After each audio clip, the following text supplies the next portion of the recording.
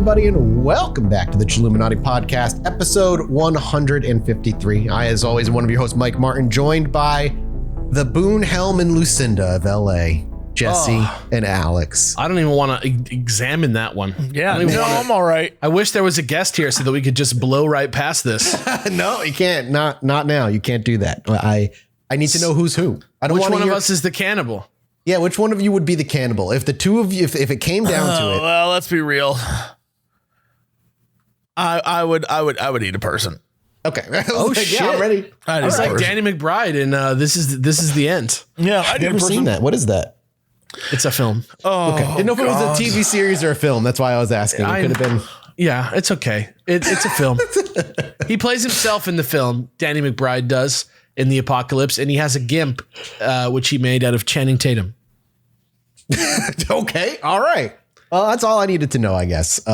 Pretty much. Yeah, there's not much more to it than that. A lot of dick jokes. Jonah Hill's pretty funny in there. All right. Are we going to watch it one day? Should we watch it together one day? It's great. It's about the end times. It's great. Yeah, we can make that work at some point. You know, we got to splash in a good movie eventually. Speaking of which, really, I watched the movie Knowing. We've done is, if you guys want to take a moment this weekend, I watched the movie Knowing with Crendor. Oh, fuck. I don't even know. I've never heard of that. Knowing that movie is one of the end of that movie is sheer insanity. Do not spoil. One day we should watch. I would never. Yeah. It is another Nick Cage movie, except this time God. Nick Cage is gifted a letter from 50 years in the past that identifies the date and location of calamities. It's better than Pay the Ghost. That sounds awesome. That sounds it's so better good. than Pay the Ghost, and it came around. I think it came out around the same time that Jim Carrey did the number 23. It was when all the number movies were coming out, and this was like more number stuff. Except this one is Nick Cage has this letter, and this letter is like, I'm gonna stop 9/11. Yeah, basically that's like everything that he's like, I have to stop terrorist attacks. I gotta go, but spoils. You can't stop the future from coming. Oh, it's great. But you can't stop one of those. Oh, go ahead. No, go ahead. No, it's not good. You sure? No, go. Yeah, I'm sure. Go for it. But you can stop the Chilluminati from coming if you don't contribute to patreon.com/ChilluminatiPod. Too late. You know, where you get all kinds of great we're here, baby. Incentives, you know, for your we came, that's the slogan. We came. We when we hit 12,000 on Patreon, we'll all come at the same time. We're here. We're already here. We came already. We're like Chilluminati, Venny. Yeah. Go there, support us on Patreon, get episodes without ads, get mini-sodes as soon as they come out. There's one for every episode since like episode 50 or something. Something like that. A stupid amount, a crazy amount of content just waiting for you, not to mention the movies that we're just talking about, amongst other things. So go check it out. Pay the Ghost. Pay the Ghost. I'm the Ghost.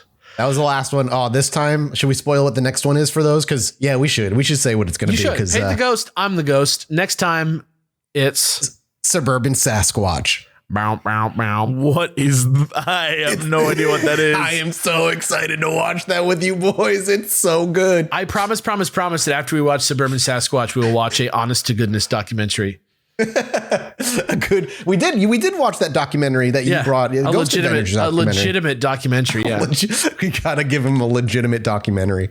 Yeah, that's fair. The other thing before we get started in the episode, hey, we still have tickets available. There's like the and tickles. Like, let's be honest, we got tickles available too. Well, if you're at the show, I offer tickles. Ugh. If you that's you got to buy a ticket for the tickles though. That's a whole separate.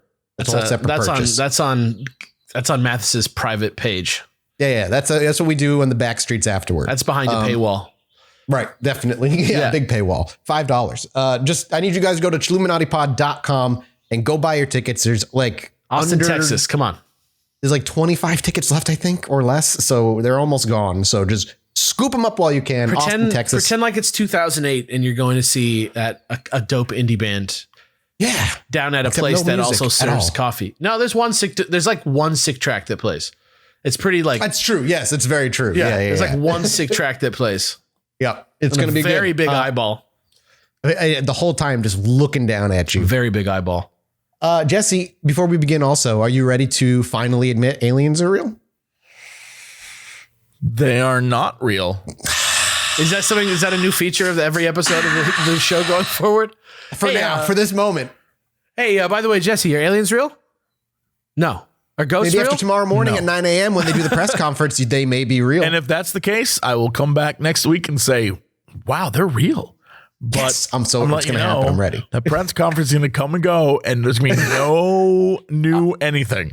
Math is going to be now. You think the government would hold a useless press conference for the United States citizens? Come on. They respect us more than that. Today's episode, everybody, is back to true crime. Let's bring it back to the more fun topic, shall we? Last week, we began the story of the Kentucky Cannibal, and kind of like Alex, I promised a two-parter, but as I was putting the script together, I realized this man's life is so insane, I just needed to make sure I got all the good bits, so we're going to be three-parting it. It's a three-parter. We're on part 2 today. Part 2 of 1. Part 2 of part 1 today. Part 2 of part 1 and part 1 of part 2 next week.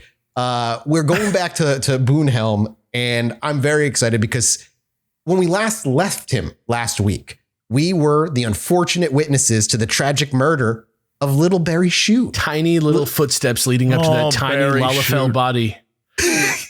Dead on the ground. Upsetting. It's just not fair that somebody with such a cute name went out in such a shitty way. Right? Yeah. Like you said, he didn't get shot or anything. Like he just got stabbed in the heart. He got stabbed right in the fucking heart. If you are my age, it's very likely that you were traumatized by that guy who gets stabbed in the heart in Saving Private Ryan. So I don't want to think about that for Little Barry Shute. I've seen that movie, but I don't remember that part. It's because you have no soul, Mathis. I guess so. I have no soul. You no just memory, watched that guy nothing. get iced out with cold, hard steel, and you just took another bite of your Raisinets. Come on now. I'm probably correct. I was like, that was excellent. Yeah. Anyway, though we know very little about Boone's cousin, whom he'd stabbed with his Bowie knife through the heart for turning down his invitation to go out on a rumored gold rush, the thing we did know is we loved his name. Rest well, Little Barry Shute. You were a good little footnote in episode 1. I'm going to sprinkle a couple blueberries into a patch of sugar plums. Nice. In your honor that's later. Perfect. That's perfect. Before giving before he gave the heinous crime he'd just committed much thought. After sheathing his Bowie knife, Boone took no time before he started quickly scouring Little Barry's home for whatever valuables he could find. What is he, like, playing a fucking video game? Yeah, literally, yeah, it's straight up. He was just like, all right, well, this is what I have to do now. Time to start scouring, like holding down the B button in Red Dead 2. And if this was Red Dead, I would shoot this man dead or stab him in the heart in this case. Then I would put my bandana on and then I would start rifling his body for a watch or 3 cents. Or a half-eaten can of some sort of food. And I'll eat that fucking food too. I'm not going to let that shit go to waste. I'll throw the can on the floor. Yeah. I'll litter to the west. I'll get that shit started early.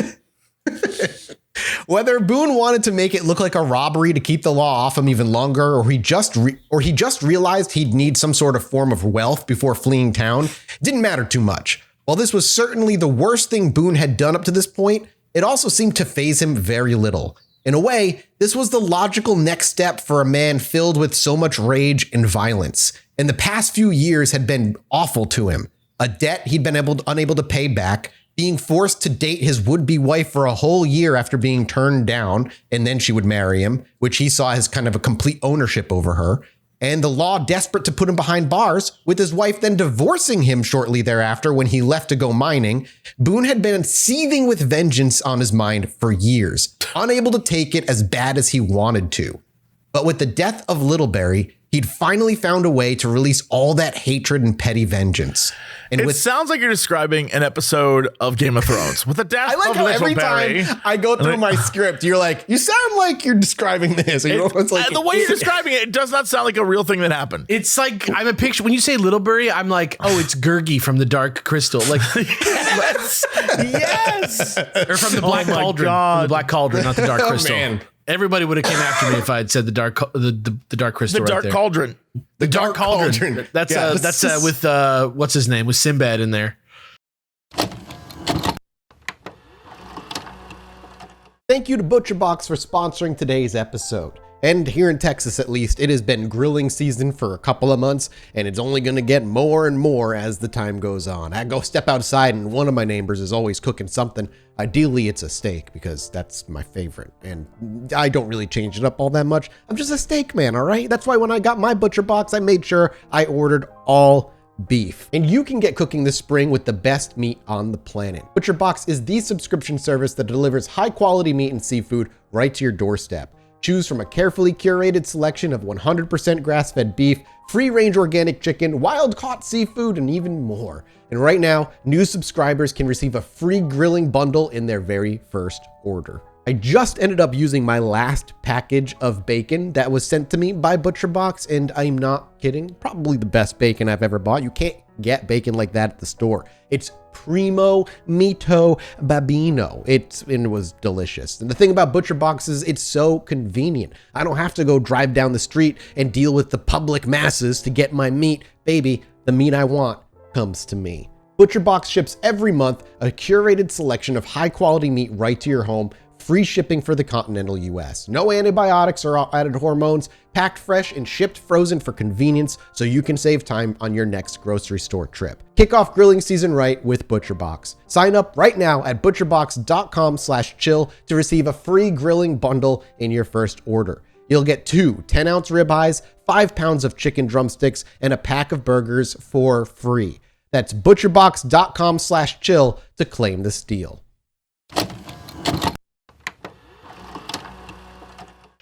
Sinbad. Well, with what few belongings as that he could get his hands on, Boone ran out to maybe the only thing he truly loved other than himself. He ran out to his horse, and then he ran town as soon as possible. This is your RP for Red Dead Redemption. Don't lie. You made this story. My RP? I have you know, I play the good guy in all video games. I'm a good man. Somewhere. That's like the same as being a good guy in real life, pretty much. It's pretty much the same.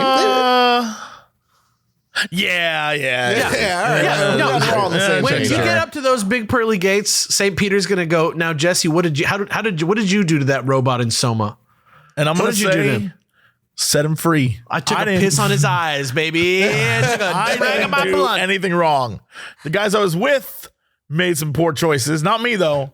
Yeah, this guy Evan Williams was fucking everything up for everyone. I was the getaway driver. You can't put me away for life. I played nice with the cops.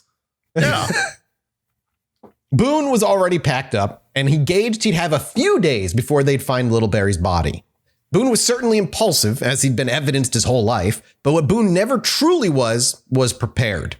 Nor was he remotely experienced or trained in surviving out in the wild all on his own. His beeline escape out of town would very quickly turn into a slow-paced meandering, as Boone had not taken enough water to last him much more than a day. Oh my God. This is just how I live long enough to become a Is this how he became a fucking cannibal? You'll see. We are going to get to how he became a cannibal today. He got so hungry because he just ran into the wilderness with nothing that he ate the first fucking person he saw. It was like 5 days in and the man was already chomping on a dude's leg. He ended up wandering from creek to pond to stream, refilling his water skin, along with long pauses to let his horse graze, as he also forgot to take much food and made sure it made sure that they never made much progress in their escape. And being inexperienced in long rides, Boone also soon became riddled with what was known and is known as saddle sores. Yo, I know those all too well from every time I've ever ridden a horse. There you go. Which ended up forcing him to walk and lead his already thin and starving horse by the rope. Boone did attempt some hunting for some food, but failed nearly constantly. Much too much work for a man used to doing nothing and getting by. How would he be a hunter? He does exactly. No experience. He could. Let's go mine gold, and he was like, "They don't give you the gold." Come on. I try to imagine what I think Boone did to hunt out there, because he only had his knife. He didn't have a gun. I just imagine trying to jump a rabbit with his knife, trying to be all sneaky in the woods. It's not good because the way that you're describing him, it just sounds like what would happen if I did this. Me too. Yeah. I would 100% if I went wandering the woods. This would become me. I'd get lost. I'd die. It would be awful. And true to his inexperience, the wilderness was going to claim Boone if something didn't intervene and didn't intervene soon. Luckily, it didn't take long for the town to come across Littleberry Chute's corpse, and there was no question in their mind who had done it. Everyone had seen Littleberry out with Boone at the saloon that night, drunkenly plying him with more and more whiskey for some bizarre adventure to Texas for a gold rush claim, even though for days prior, he wasn't able to shut up about California's gold rush. And before the day had even come to a close, the sheriff and the extended Helm family put together a posse and went out after Boone, immediately heading west, not buying that Boone had gone to Texas like he was claiming. Besides, he hadn't even had the good sense to leave in the right direction if he wanted them to believe that he was going to Texas. Yeah, he sucks. He sucks at this. He's awful at this. This guy is a bummer. Yes, he is a bummer. And much. Yes. No, there's just like a hilarious nature to the fact that most of the people that we talk about are just, they go through bad things and it gets worse and worse and worse and it compiles. And Boone is like failing his way to cannibalism. Yeah, yes, that's exactly what's just happening. Like, I'm bad at everything, so I guess I'll eat a man. Like, it's crazy to me. Like, it's not even like, and then his terrible childhood. It's like Andy Dick stories. It's like, he's like a notorious guy who sucks at everything. Though, you bring up something that reminded me, somebody made a good point over at the subreddit. Well, we don't have any record of him going through any true like head trauma.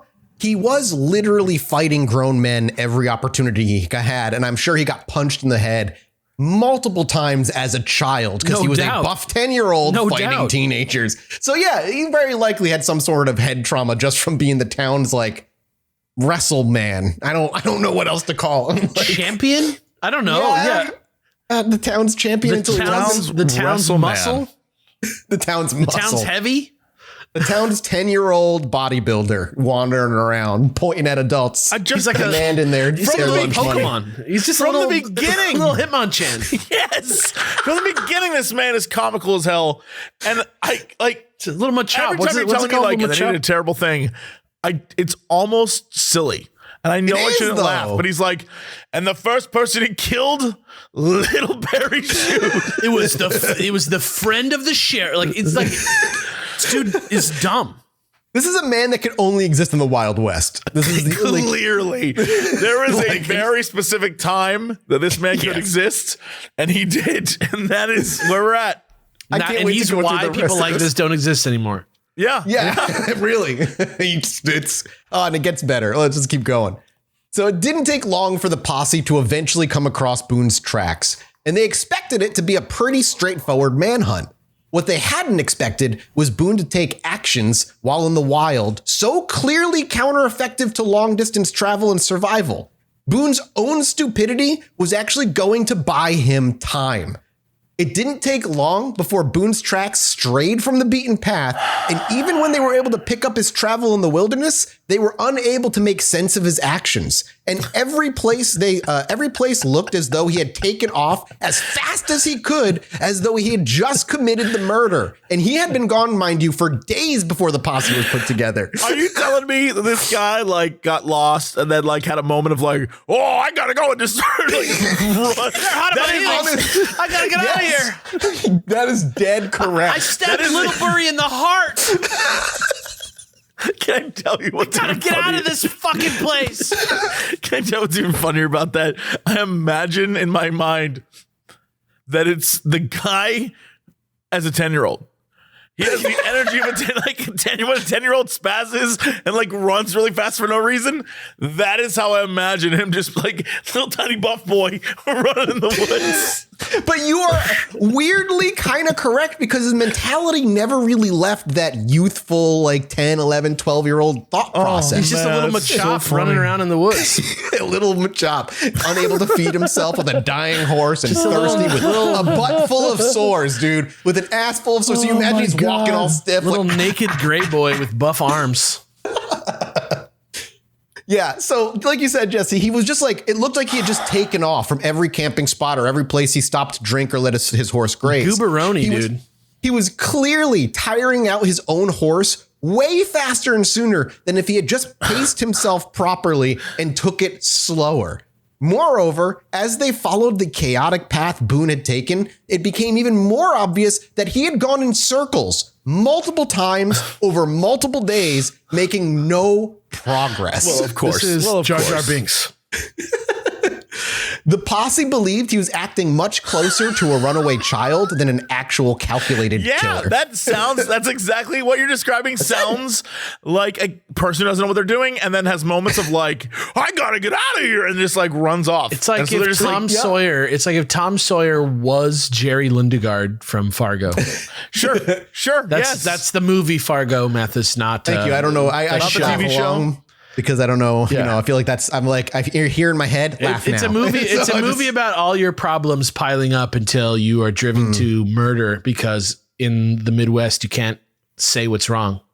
Sure. Yeah. And that is definitely the truth. You eat butter and cheese to clog your feelings. Yeah. Yeah.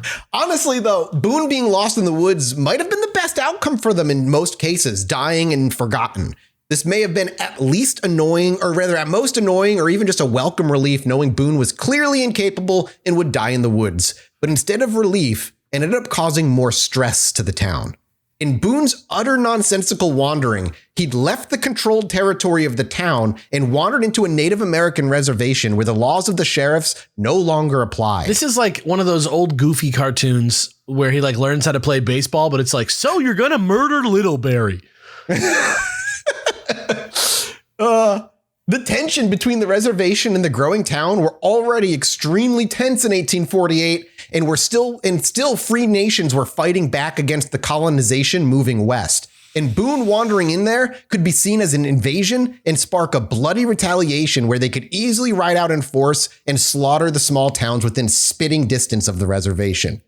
Moreover, the government had put the fight against the Native Americans on the back burner while the majority of their supplies and attention were currently now going toward the raging Mexican-American War. Luckily for them, they hadn't needed to travel too deep into the Native American territory before they finally stumbled across Boone, his dead horse tied to a nearby tree, while Boone himself was squatted in a nearby dried out riverbed, trying his best to slurp moisture from the mud in the ground, completely malnourished with his clothes hanging off of his body. This is like when like a family is murdered and they like find the dog.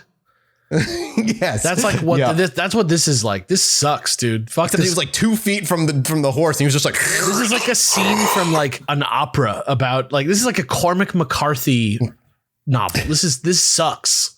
It does. It definitely sucks, and it's also insane. This guy should be squashed underfoot like a bug. Initially, Boone did try and run off, but it didn't work too well. He was caught, thrown on the back of the sheriff's horse, and the multi-day ride back to town began. Boone, the whole way, giggled to himself and rambled randomly about nonsense and sometimes not even words. Nature clearly having a toll on his mental health. The sun battering down and haven't had a real food or drink in possibly days. And randomly through the ride, he would make attempts and stumble off the sheriff's horse and try his best to sprint into the nearby woods barefoot and malnourished. How did somebody not just like shoot this man in the back?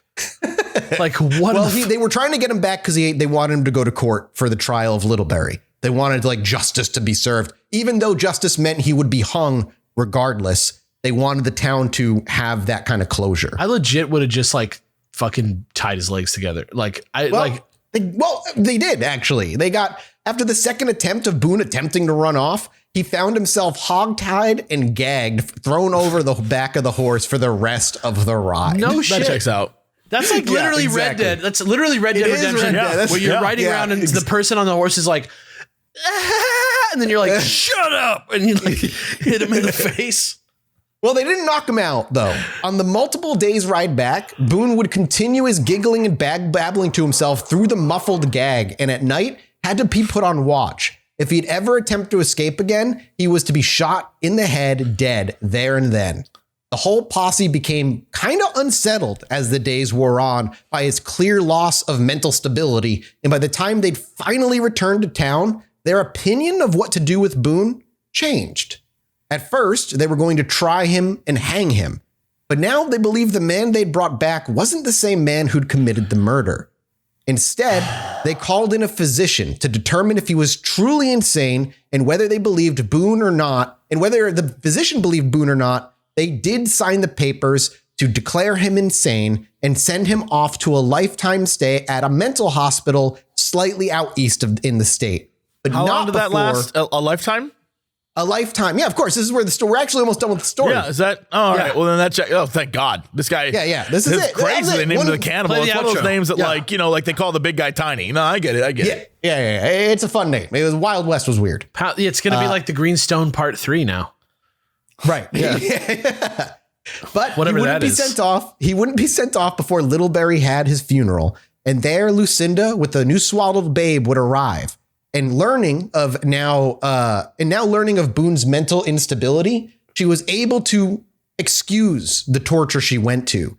Now, not believing that the beatings came from an evil man that she was trapped to, but instead from a sick man, and he deserved pity. Though she would still maintain her distance and never really speak with him or build a relationship ever again. But for her, it was a way of healing, I think. To her, she was able to at least kind of put it in a box and put that trauma in a place where she could accept it and move forward. Before long, Boone was shipped. And that is bleak. Yeah, it is bleak, but it's just like, it is what bleak. it is, you know? Yeah. Before long, though, Boone was shipped out east, and the truth revealed itself. As soon as Boone was far enough from the town in Missouri where nobody actually knew him was around anymore, the insane act instantly dropped. Oh my God. Yeah. He knew, and instead, Boone became the absolute perfect patient. Boone had known all too well that the only punishment for murder in the West was a hanging. And the moment they'd caught him, his only goal was to survive. And insanity on the trail back was his best bet, and it worked. Within the sanitarium after Boone arrived, Boone was cooperative, obedient, quiet, and friendly. He acted respectfully toward all the doctors, and he quickly became many of the doctors' favorite patient. In fact, they'd actually bring Boone cigarettes if they'd help them out with certain things throughout the day, a little cleaning or some office work, etc., etc. Are you kidding me? This is the KFC moment. I know, I knew you were going to say it. Where he's just like, I manipulated everyone, and now I'm going to eat you. This is, what's his name? He murders Jude Law, and then he's in the boat with him, hugging him. Fuck. What? It's one of those movies that Mathis probably hasn't seen. I definitely haven't seen with it. Matt Damon in the boat. Shit. Matt Damon in the boat. Hold on. Matt Damon in the boat. Just give me a second. In the boat. We're on a search. We're on a search right now. We need answers. We need answers. Oh yeah, it's the talented Mr. Ripley, guys. You guys I've never seen it. Are you? I've never seen the talented Mr. Ripley. No, I haven't seen it. Yeah. Oh my God. Okay, first of all, Jesse, stop this show. Let's cancel the episode that we're recording. All right, bye everybody. You need to watch. You need to watch the talented Mr. Ripley immediately. That is a movie. Is that anything that was like Meet Joe Black? No, not at all. Not at all. But it's not like Meet Joe Black. I've seen Meet Joe Black though. How have you seen that movie? That's the one where like it's death, right? He's death. 100%. Yes, I've seen that movie. Can I ask, like, just because we're here and on VHS. We have nothing else better to be talking about right now. What were the like? Where you saw it on VHS?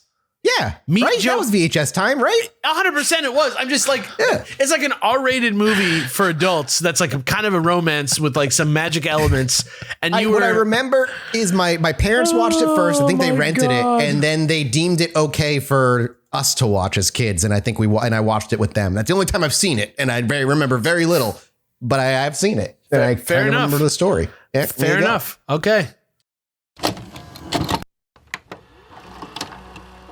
Thanks to Manscaped for sponsoring this episode. Manscaped product alert. Insert sirens here. You asked for it and they listened. Our friends at Manscaped just brought back the Ultra Smooth package. It's time to stop, drop, and order the premium shaving kit. Everyone knows by now that the Lawnmower 4.0 is the best electric shave for your balls, but if you're looking for a closer shave to go bare down there, then the Ultra Smooth package is the perfect set. It's time to shave that bush of yours and get right to the roots with a discount just for you. Get 20% off and free shipping at manscaped.com when you use our code CHILLED20. The Ultra Smooth package is a specialized groin shaving kit to help you buff, protect, and smooth your most sensitive areas. I'm talking crop shaver razor, crop exfoliator, and crop gel. Men, you no longer have to borrow your lady's razor from the precise trim. The Manscaped Ultra Smooth package is a 3-step kit to make your package the perfect package. Exfoliate, gel, and shave. The crop shaver is not your average razor either. It's smaller, thicker, with a micro comb bar that allows for the best shave possible from any angle. Beach balls are meant to be smooth, and now yours can be. All 3 of these vegan, cruelty-free, and sulfate-free products are included so you know your manhood is in good hands and without compromise. It's time to get up and close and personal with the best tools for the job, the Ultra Smooth package from Manscaped. Get 20% off and free shipping with code CHILL20 at manscaped.com. That's 20% off and free shipping with the code CHILL20 at manscaped.com. Smooth out your fellas with the relaunch of the Ultra Smooth package from the fellas at Manscaped. Your balls will thank you. All right, back to the more important topic, the gentlemen. Talented Mr. Ripley. Right. Boone was sharp, funny, and friendly, and the staff really ended up enjoying his company. And if this had all been legitimate, if the sanitarium had truly brought out this aspect of Boone, we'd maybe see a happy ending. But of course, this was all an act and a ploy, manipulation at Boone's finest, maybe the only thing he truly was good at. While other patients were exposed to torturous stuff like hydrotherapy, the orderlies and doctors saw how cooped up Boone seemed to be, and instead he got prescribed exercise and walk in the sanitarium's gardens. Of course, he was watched by other doctors, but that's what he got. I'm just literally picturing Ace Ventura right now. Is that weird? Not seen that one? He's a pet detective. Don't worry. I've seen Ace Ventura, but I don't see that. I don't understand the comparison. When he goes to the sanitarium. Oh, I don't remember that part. All I have is pop culture. I got nothing else. I don't read. I'm sorry. I'm like ADHD and autistic. I can't maintain details. I can tell you all about the X-Men. I can tell you about video games and true crime, baby. That's in Aliens. That's it. That's all I got. That's all that's in my head. I don't have enough room for anything about else. The Kree? I can talk for hours about the Kree. But those daytime exercises, it wasn't enough. At night, he would pace his small cell back and forth, and one night orderly had taken a large liking to Boone. And soon, the two of them would have nightly walks in the gardens, even after Boone had spent the entire day out there. It was nice enough out where jackets weren't required, and Boone began to build a rapport and trust with this man. Each night, Boone would ask for some privacy so he could go relieve himself in the woods, and the orderly allowed it. And each and every time, Boone would come back in a timely fashion without complaining, get offered another cigarette to smoke, and they would continue their walk and conversation. Jesse is rubbing his temple right now. I have to remember it's a different time. Oh, like, yeah, 1848. The idea that they're just like, yeah, go do your business, you wascally wabbit. Go have fun. Well, he wasn't, to be fair, the orderly was breaking the rules. They were not allowed to be taking these guys out at night. Right, but already he's doing that, and then he's also like, yeah, you can leave my site for a while. Yep. Crazy. Yep. But Boone obviously was simply biding his time. And the patience would eventually pay off. One night, while Boone had gone off to the bathroom during their nightly walk, one of the orderly's co-workers came strolling by. Hoping Boone wouldn't return until his co-worker had left, he had a polite, if hurried, conversation, as it was very against the rules to be taking patients out at night. Eventually, though, the co-worker left without issue and the orderly called out for Boone. However, Boone had already seen his opportunity arise, and while they spoke, he took the time to run off. And then he died of hypothermia the next day. Well, if you think Boone spent any time reading about wilderness survival at his time in an asylum, you'd be incredibly wrong. The sanatorium was deliberately quite far away from any civilization, and the orderly had decided not to report what had happened in fear of consequences. Yeah, that checks out. Yeah. So when it had finally been noticed that Boone was missing, days had passed. And they had, and the sanitarium had no intention of tarnishing their reputation. So they simply disregarded Boone, assuming hunters would eventually come across his body. And when that didn't happen, they changed tone and said that his body had probably been eaten by wildlife and that he would be nobody else's problem. What? What a fucking leap. Like, what? What? That's literally what they did. That's what they wrote down. If like, that's like my dog's logic. Like, oh, he's gone from the house. He's dead. Like, well, I will rebuttal. It is fair maybe to believe that because, again, they were really far away. They were surrounded by wilderness. Boone didn't have any supplies. It's not like he was eating like a king there. And the man genuinely wasn't prepared to be out in the wilderness for a long period of time. They were really close to the truth, actually, because Boone, once again, became very quickly malnourished, this time with no supplies to help him last multiple days. Doing his best to find water and hunt or forage when he could, he ended up failing most of the time. And as the wilderness was about to claim him again, Boone had another stroke of good fortune. A stroke. Yes, he had a stroke, died, and that's the end of the story. An older, experienced miner had stumbled across Boone, who was in desperate need of saving. He gobbled up what food and water was offered wordlessly and spent the rest of the day with the miner. When the time came to set up camp, Boone kicked back, relaxed, and did nothing, not thanking him for saving, not even opening up gentle conversation. And once the man's donkey had been tied down and camp fully set up, Boone wasted no time getting up and immediately scrounging through this man's belongings, taking anything of value right in front of him while he was sitting there making dinner.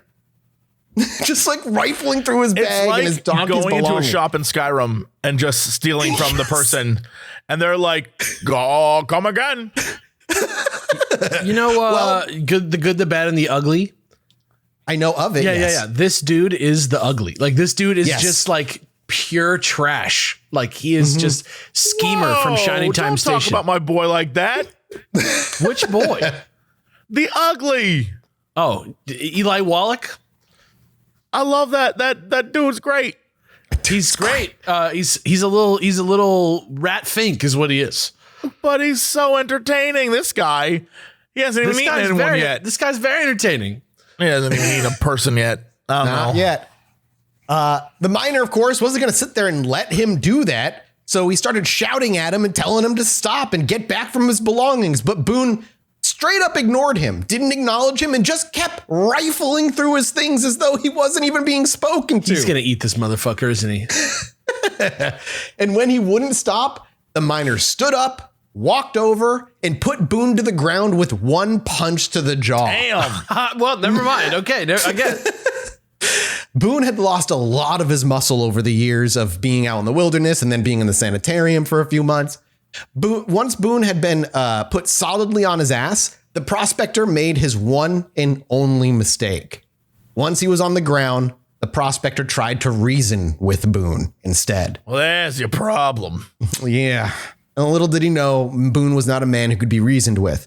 While the miner spoke to him, Boone simply played dead until the prospector got close, where Boone would then spring up and strike him over the head with a large rock that he had palmed and hidden under himself when he took the fall. The prospector stumbled back in surprise, but Boone didn't relent. Strike after strike, the rock hit his head, and long after he'd fallen to the ground, Boone sat straddled over him, turning what was left of his head into a bloody pulp, only stopping when exhaustion forced him to. Boone wanted everything that he had, and murder was the easiest answer. Life meant nothing to Boone, and after Littlebury, he learned not only did life mean nothing compared to his own, he learned killing was a release, and he started to enjoy it. With a donkey, supplies to last weeks, and valuables for trade, Boone was finally comfortable for a while. Nobody would bat an eye at a missing prospector. Nature tended to eat them up every day. that would be the last time Boone was actually seen in Missouri. Oh, also, that prospector's name was Lily Pistol Twinkle Springs. And I will neither confirm nor deny if that's true. And the next time we actually have recorded eyes on him is in Kansas. A caravan had let him into their camp for a little while, trading supplies. But they noted Boone refused to set up his camp near the warm glow of their fire, staying a good ways out, seemingly always on the lookout and paranoid. Caravans were safe from Boone's violence, though, but solo travelers were too tempting for Boone to pass up. To continue his journey, since he was still no good at hunting or finding water, Boone would kill and loot any solo traveler he came across, and had the relative, and as long as he had the relative, pretty much anyone. Yeah, there was a 50-50 shot whether he would kill them or let them go. As long as if he needed supplies, they were dead. He would kill them off and just rob them of everything they had. This is literally me playing a video game. Like, this is not. Yeah, pretty much. Yeah. Any solo traveler he came across, if he needed supplies, he'd kill them, as long as he had the relative privacy to do the killing and robbing, allowing him more days or even sometimes weeks of survival marching west toward California. While Boone had found a violent way to survive day to day in the wilderness, he was still no nature guide and even less of a navigator. Days of wandering turned to weeks of wandering. Passing travelers was never a guarantee, and eventually his supplies ran out again with nobody passing by to kill and take from. And when his food died off, his donkey was killed and butchered, turned to jerky to try and survive as long as he could. The first sensible thing he's done to survive. Agreed. But eventually the donkey jerky would run short, and starvation was once again weighing heavily on his shoulders. And if he didn't find something soon, he was going to die. You okay over there, Jesse? You look like you're having a stroke, my man. Just his character arc, I guess I'm going to say that. I guess that's the way to describe it, is so crazy to me. But now I'm starting to get it. I'm starting to see, like, he was always good at taking out people. Mm-hmm. And it turns out the one thing he's still good at is taking out people. And so rather than doing all this work, he's going to get to the West and he's going to find his fame and fortune, but he needs to get there first. So he's going to do the one thing he's always been good at, taking people out. It checks out. It's just it's so much. Yeah. But like I said in the first episode, man, the only thing that drove him was making sure he could get to the next day. And he's very animal. Like, he's like an animal. Yeah. He's very much like an animal. Or, to your point earlier. Child. He's very much like a kid with an adult like capabilities and doesn't know right from wrong. This is literally the book Blood Meridian, like literally. It's nuts. It's a fascinating story. It's why I wanted to make this 3 parts, just because there's so much here that I want to kind of like dive into. Well, unfortunately for a hunter out in the wild, Boone had found him. There was no attempt at conversation this time. Boone simply took his rifle, sat up on a hill nearby, and shot the man, intending to take whatever animals he'd caught to help him survive the next few days or weeks. But as he waded his way into the hunter's camp after killing him, he'd realized that the hunter had a miserable day of hunting and hadn't caught a single thing. So he plopped himself on a nearby log and took a break. Waves of exhaustion were crushing him. Dizzy spells followed, and soon the campsite itself wavered in and out of focus as the campfire kept him warm. His stomach ached, and food was the only thing on his mind. There was nothing around to eat, and Boone refused to die. His gaze eventually settled on the corpse that had been sitting down there for hours and made a decision. Here we go. He fell from the log. Kentucky. Yeah, he moved to Kentucky. He made 13 herbs and spices. and he took on the name Gacy. The Colonel. This is John Wayne Gacy's great-great-great-great-great-grandfather. He fell to his stomach from the log and crawled over to the now cold corpse, pulling out his Bowie knife from the sheath as he did. He climbed on top, as difficult as it was, and roughly sliced away a hunk of meat and muscle, jamming it onto the tip of his knife as the cold blood pooled beneath the body and began to roast the meat over the fire. The smell of the roasting meat made his stomach growl and his mouth salivate. He wouldn't even let it cook through before gorging on the first piece and quickly slicing off another hunk, and then another and another, until he'd not only sated his hunger, but his stomach hurt from how much he ate, and a mangled corpse lay nearby as evidence of his deeds. That's how Deadpool saved Archangel one time. Is it? Yeah, he carved out hunks of meat. Deadpool can regenerate his health, his flesh, so you can just eat him forever if you think about it. That's true. That's true. Question. Just trying to break up the levity. Just get a little levity in there. You know what I'm saying? Do a little levity in there. Did we do a Donner Party episode? Not yet. That will be a big, how have we never done that? Because there's not a weird entity in an AI online forum about the doing this. No. This is like one bad day away. The Donner Party is fully planned. I want to do a huge amazing 4-parter on the whole thing, because that whole story, once you the whole thing is so fascinating. I've read a couple books about it.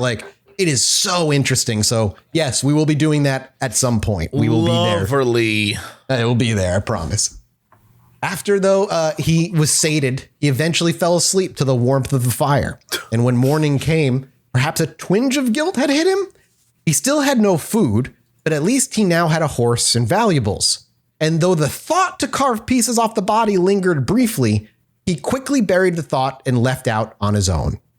But hunger wasn't far behind, and whatever guilt he'd felt was gone at the first sign of an appetite, as he cursed himself for not taking a thick piece of meat to sate his needs for later. Curse me. Curse me. At this point, though, Boone had decided that he must have traveled far enough west that whatever lawmen might be looking for him had long given up. I thought you were about to say he was in California. Yeah, he is there. He must be there. He must be there. He was still in Kentucky. He was in Kansas, remember? Right, no, he just went the wrong way. You said it was bad.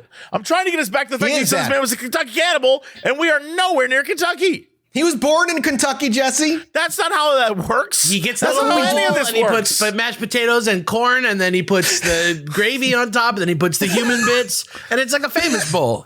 Oh, man. Oh, yes. Oh, I would have a human famous bowl. Delicious. At my office, they used to stop by the A&W KFC and put the curds from the A&W into the famous bowl from KFC, and never wake up. That sounds kind of good, They never wake up. Yeah, they would slip into that coma and disappear.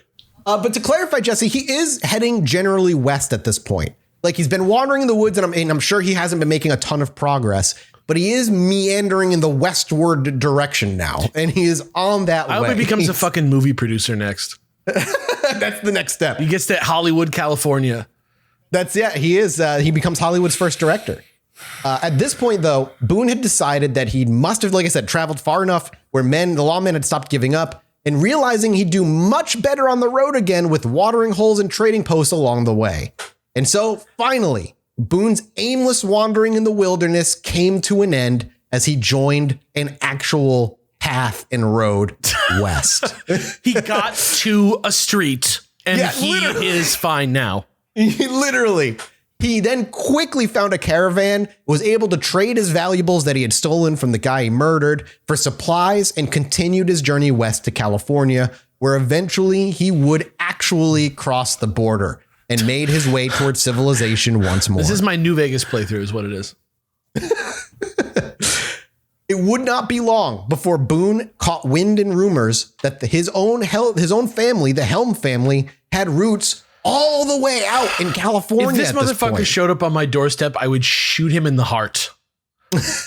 Yeah, well, if these people had a way to learn what Boone had done, I'm sure they might have done the same thing. Stories of the Johnson brothers, specifically there were three brothers living in California that were part of the Helm family. Stories of the Johnson brothers' violent deeds had ingrained themselves in the local folks in California's memories, a rarity in a world where violent behavior was an everyday norm. Boone took interest, but he wouldn't have to go looking for them. The Johnson brothers had actually heard of their own cousin coming into town, and some whispers of his wild lifestyle out west were right behind him. They hadn't known any details, only that Boone seemed to be like them, and so they would go out looking for him instead.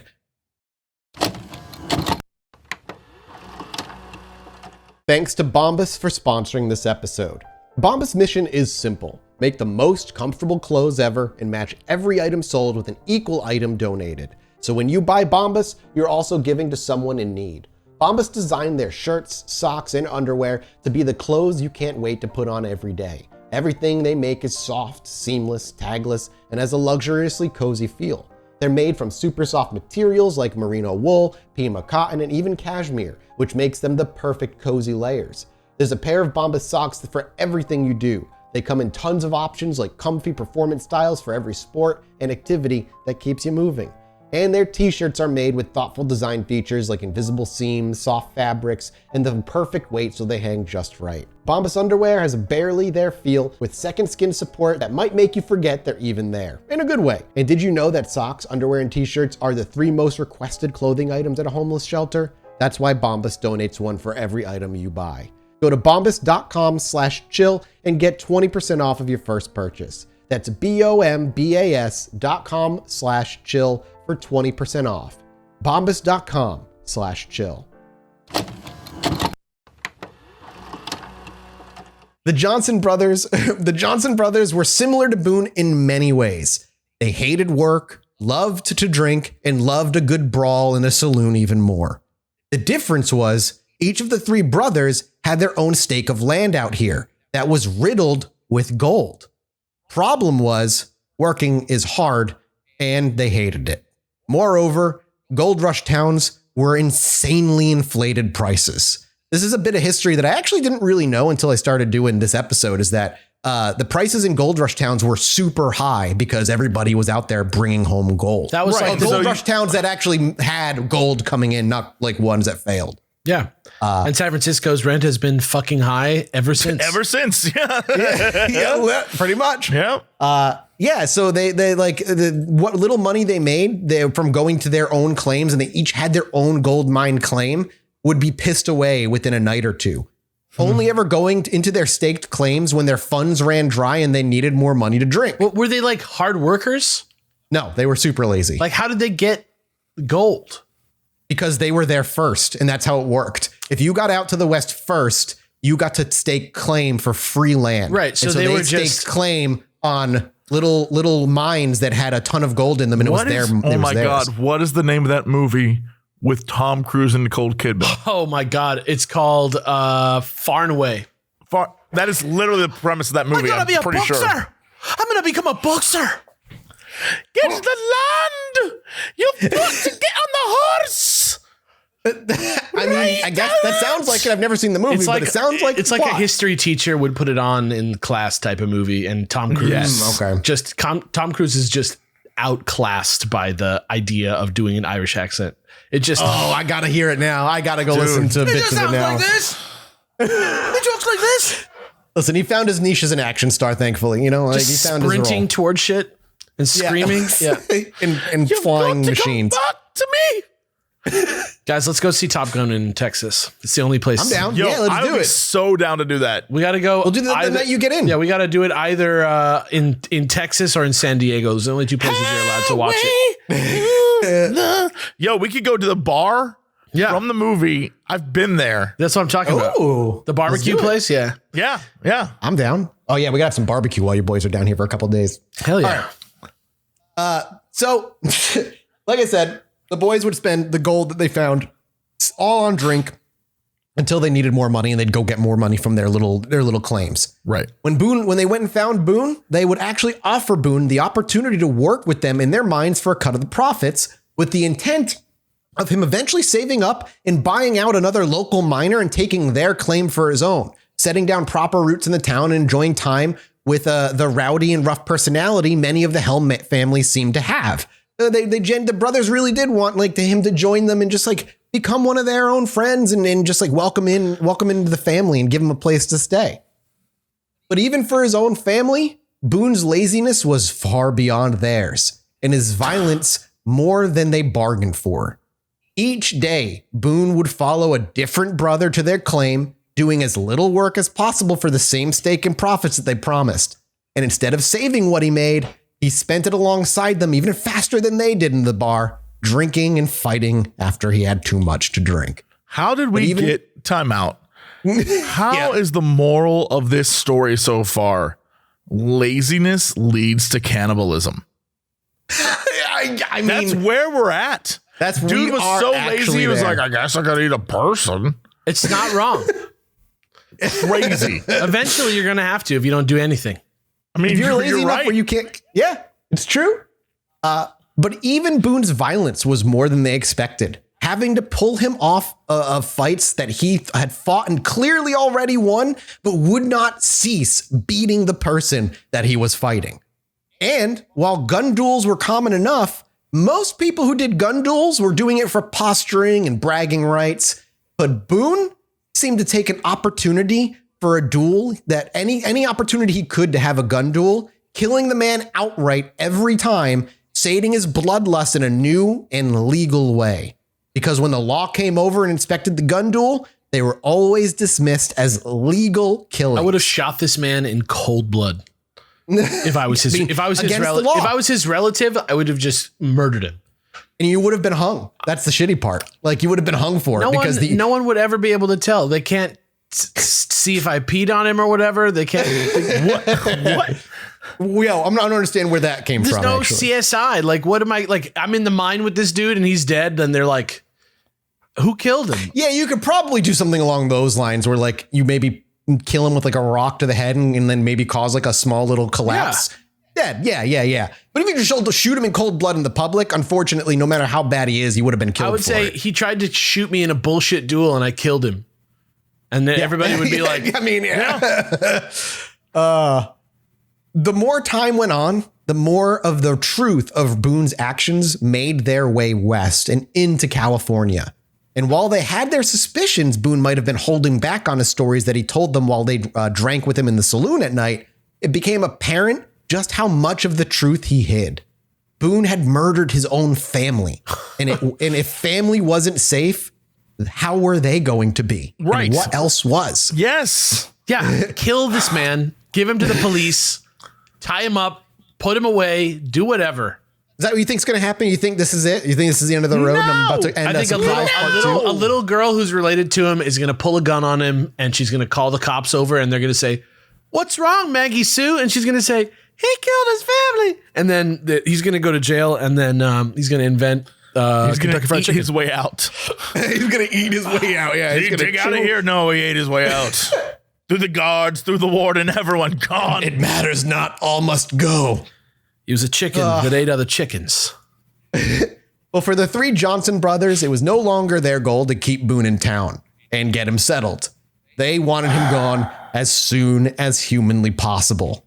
They just needed to do it without direct confrontation. The stories that they had heard made him out to be a horrifying monster, and they dare not risk his violence and temper. They would come up with multiple plans, but all of them were never really truly plausible. Attempting to get him drunk and convince him to leave, things like that. Snipe him while he's not looking. Yeah. They needed to somehow trick Boone into leaving, but they never found a good way to do it.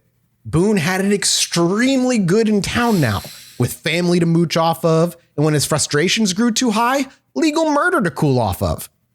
Luckily for the Johnson brothers, though, as was tendency for Boone, Boone's violence would cross the line again and force the law to come knocking.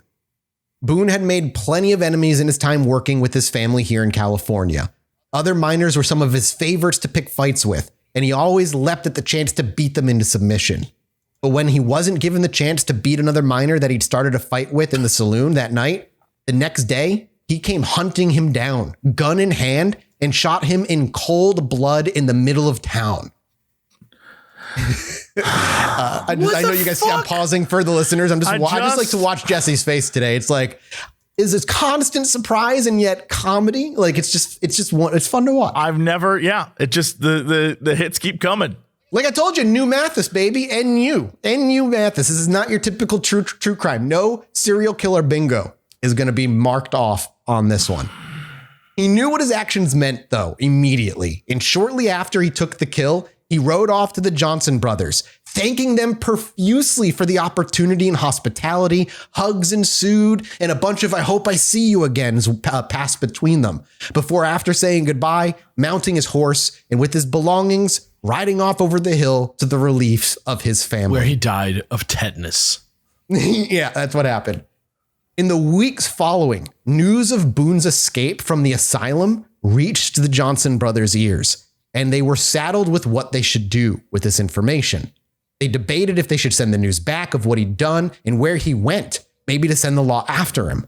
But they were now terrified of Boone, unsure of which of his stories he told of his travels in the wild were truth or fiction. And they had no intention of finding out if they'd ever cross paths again, and decided to keep their mouths shut for their own safety. God forbid the law find them, he survives, and he comes back for vengeance. Boone, though, was now on his way to Oregon.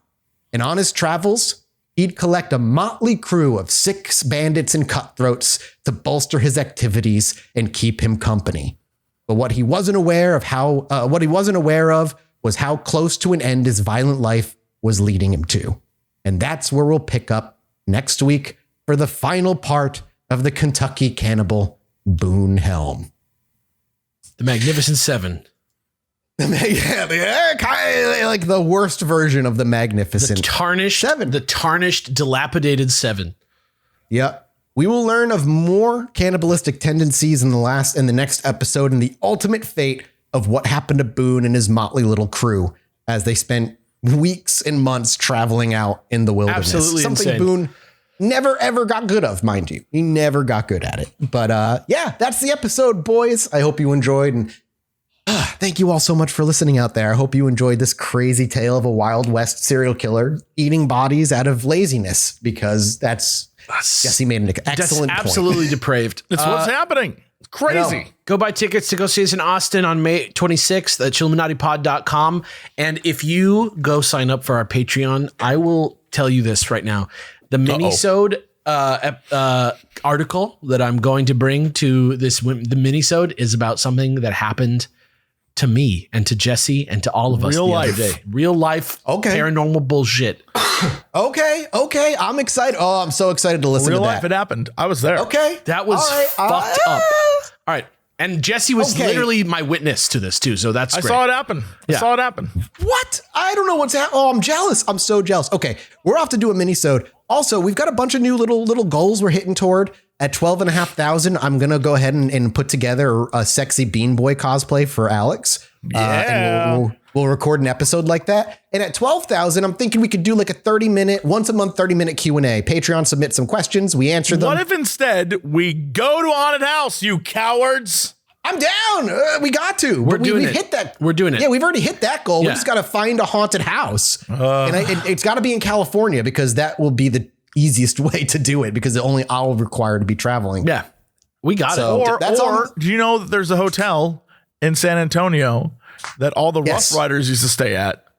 We just go rent a place there for the night. Morgan, baby. Yeah, that's the Emily Morgan. I stayed there twice. Each of us in a separate room. We have to record it. Lights off all night. I'd super be down for that.